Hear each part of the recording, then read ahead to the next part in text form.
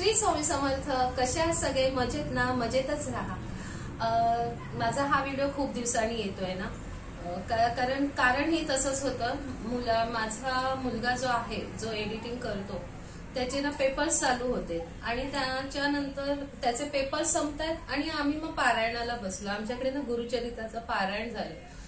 तर त्या पारायण दरम्यान ना आम्हाला हे शूटिंग करताच नाही आलं, कारण रोज सकाळी लवकर उठायचं, तर घरातला केर कचरा स्वच्छता सगळी करून मग पारायणाला बसायचं आणि पारायणाला बसल्यावरती 3 तास तर लागतातच पठणाला. त्याच्यामुळे आणि मग आपली घरातली इतर कामं तर असतातच.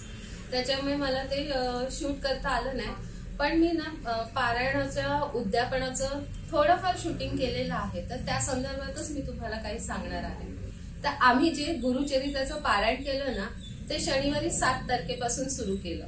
जसं त्या पोथीमध्ये सांगितलं आहे त्यानुसारच आम्ही सुरुवात केली. म्हणजे आदल्या दिवशी शुक्रवारी आपण 4 कुत्र्यांना चपाती खाऊ घालायची असते, गाईला चपाती खाऊ घालायची असते आणि शनिवारपासून आपलं पारायणाला सुरुवात करायची असते. तर त्या प्रकारे आम्ही सुरुवात केली.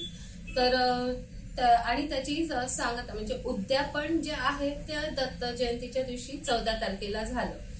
तर पारायणाला आम्ही सुरुवात केली ना, रोज आम्ही दोघंही पारायणाला बसलो होतो, मी आणि माझे मिस्टर. तर पहिल्या दिवशी तर माझी एवढी धावपळ झाली ना, 7 तारखेला माझ्या मुलाचा शेवटचा पेपर होता इंजिनिअरिंगचा आणि दुसऱ्या मुलाचा रिझल्ट होता. तर शाळेतही जायचं होतं. तर मी मिस्टरांना बोललेली की मी इतर आवरेपर्यंत तुम्ही तुमचं वाचून घ्या आणि मग तुम्ही शाळेत जा. आणि ते रिझल्टसाठी 8 वाजता जायचं होतं. म्हणजे 8 ते 8:30च्या दरम्यानच तो रिझल्ट मिळणार होता. तर त्यांचं काही वाचून होत नव्हतं. मग आता म्हटलं त्यांना कसं उठवणार, मग मी वाचायला बसायच्या आधी म्हटलं मीच जाऊन येते. त्यांना म्हटलं तुम्ही वाचा, मी जाऊन येते. मग मोठ्या मुलाचा टिफिन वगैरे केला, तो गेला कॉलेजला आणि त्यानंतर मग मी त्याच्या पाठोपाठ निघाली 7:30 वाजता. ह्याचा छोट्याचा रिझल्ट घेऊन आली आणि मग नंतर परत आंघोळ वगैरे करून मी तोपर्यंत माझ्या मिस्टरांचं वाचून झालं होतं. मग मी बसली पोथी वाचायला. तर हा असा पहिला दिवस आमचा असा धावपळीत गेला. असे 7 दिवस कसे गेले कळलंच नाही, कारण रोज आम्ही 2 ते 2:30च्या दरम्यान उठायचो. उठून पहिला केर कसा म्हणजे घरातली पहिली स्वच्छता करायचो, त्याच्यानंतर मग देवपूजा आणि मग पोथी वाचायला बसायचो. तर पहिले 2-3 दिवस ना खूप त्रास झाला.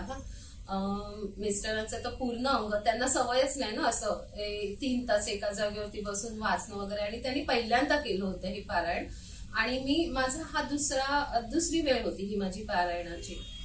तर त्यांना ते खूप असं अंग दुखत होतं, बसायला होत नव्हतं. त्यांना असं मध्येच वाटायचं की पोथी वाचताना की आता मी उठतो जरा थोड्या वेळेसाठी, मग अर्धी नंतर वाचतो असं. पण त्यांनी तसं न करता कंटिन्यू चालू ठेवलं, कारण मी त्यांना सांगून ठेवलं होतं कितीही आपल्याला त्रास झाला ना तरी आपण ज्या दिवसाचे अध्याय आहेत ना ते त्या दिवसाचे एका ह्याच्यातच बसून पूर्ण करायचे, मध्ये उठायचं नाही. तर अशा प्रकारे आमचे 7 दिवस नंतर कसे गेले कळच नाही. आणि मलाही त्रास काय झाला, तर मला अचानक थंडी भरून यायची, खूप थंडी भरून यायची. कधी कधी वाचताना असं जांभया यायच्या, असे बऱ्यापैकी त्रास झाले. नंतर खूप छान आमची पोथी वाचून झाली. कळलाच नाही हे दत्त जयंतीचा दिवस 14 तारीख कधी आली ती, म्हणजे आमची पोथी कधी संपली वाचता कळलंच नाही. कारण ते आपण मनापासून जर ती पोथी वाचली ना तर खरोखर आपण त्या युगात गेल्यासारखं वाटतं. म्हणजे ती जी दत्त महाराजांच्या कथा आहेत ना त्या पोथीमध्ये, ते असं वाटतं आपण स्वतः बघतो आहे वाचताना. म्हणजे आपण जर मन लावून ते चरित्राचं पारायण केलं ना तर असं वाटतं आपण स्वतः तिथे आहोत आणि हे सगळं आपल्या अवतीभोवती घडतं आहे आणि आपण बघतो आहे. तर त्या गुरुचरित्र पारायणामधून आपल्याला खरोखर दत्त महाराजांचं दर्शन होतं. म्हणून माझं प्रत्येकाला सांगणं आहे की तुम्हाला जर पारायण करायचं झालं ना तर खरंच मनापासून खरी इच्छा असेल ना तर तुम्ही हे पारायण करा आणि केलंच पाहिजे प्रत्येकाने आपल्या घरात. त्यामुळे ना आपल्या घरातलं एक वातावरण वेगळं होऊन जातं, प्रसन्न होतं आणि कुठेतरी आपल्या घरात ना निगेटिव्हिटी असते ना ती कुठेतरी नाही श्वेताने, एक वेगळी एनर्जी आपल्या घरात येते, म्हणजे आपल्या अवतीभोवती एक वेगळा ऑरा निर्माण होतो. तर माझं असं म्हणणं, सगळ्यांना सांगणं आहे की प्रत्येकाने हे गुरुचरित्राचं पारायण करा. आणि दुसरी गोष्ट म्हणजे आमचं हे पारायण शुक्रवारी 13 तारखेला आमचं पोथी वाचून संपली. आता त्याची सांगता शनिवारी करायची असते. मग दत्त जयंतीच्या दिवशी आम्ही त्याचं उद्यापन केलं आणि उद्यापनाच्या दिवशी ना 10:30च्या आत नैवेद्य झाला पाहिजे असतो. म्हणजे बरोबर दत्त महाराजांना 10:30 वाजता नैवेद्य दाखवून 10:30ची आरती करायची असते. आणि तेवढा स्वयंपाक मी केला. भरपूर स्वयंपाक असं नाही म्हणता येणार, पण जी 50-1 माणसं येतील आपल्याकडे असा स्वयंपाक केला. त्याच्यात म्हणजे घेवड्याची भाजी होती, वाटाण्याची भाजी होती, वरण भात, पुऱ्या, पुरणपोळी आणि उडदाची भजी, असा सगळा कांदा लसूण विरहित मी पूर्ण स्वयंपाक केला. आणि मी तो कसा केला, मला खरं एवढा स्वयंपाक करायची सवयही नाहीये इतक्या माणसांचं, पण ते त्या दिवशी कसं झालं आणि तेही 10:30च्या आत, म्हणजे माझं 10 वाजेपर्यंत माझा सर्व स्वयंपाक झाला. आणि मग आम्ही तो 10:30ला नैवेद्य दाखवून आरती दाखवली.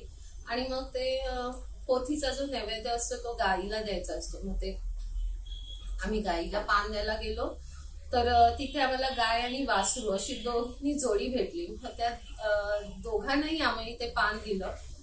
आणि तिथून आल्यानंतर मग एक जोड्यात ठेवायचं असतं. त्या जोड्यांची आम्ही पूजा केली.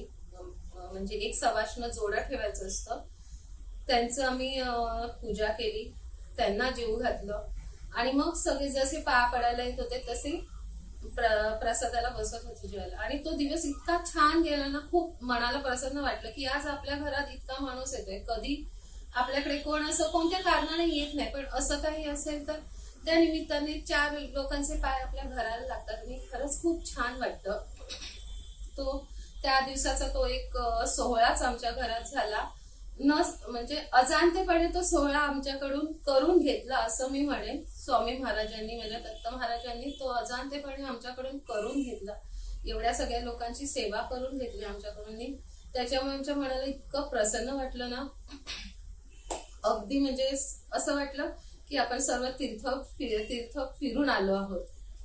तर मला त्या 7 दिवसात काही व्हिडिओ करता नाही आला, पण ज्या दिवशी उद्यापन होतं त्या दिवशी आम्ही थोडे असे काही व्हिडिओ केले की आरतीचा केला, भजनाचा केला, तर तो मी तुम्हाला दाखवेनच. पण मला तुम्हाला एवढंच सांगणं आहे की तुम्ही प्रत्येकाने हे गुरुचरित्राचं पारायण आपापल्या घरात करा.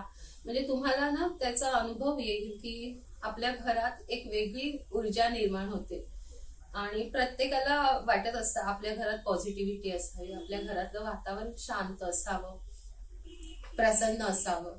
तर तुम्ही प्रत्येकाने हे पारायण करायचा प्रयत्न करावा. त्याच्यात नियम कडक आहेत, नाही असं नाही, कडक नियम आहेत, पण आपण जर मनापासून इच्छा व्यक्त केली ना की मला हे करायचंच आहे, तर ते आपल्याकडून होतच होतं. त्याच्यामुळे कोणीही पारायणाच्या ह्या कडक नियमांना न घाबरता जर तुम्ही हे पारायण केलं ना तर काही कठीण नाही. 7 दिवस कसे निघून जातात वाचता वाचता हे आपल्यालाही कळत नाही. तर चला आपण आरती वगैरे बघूया.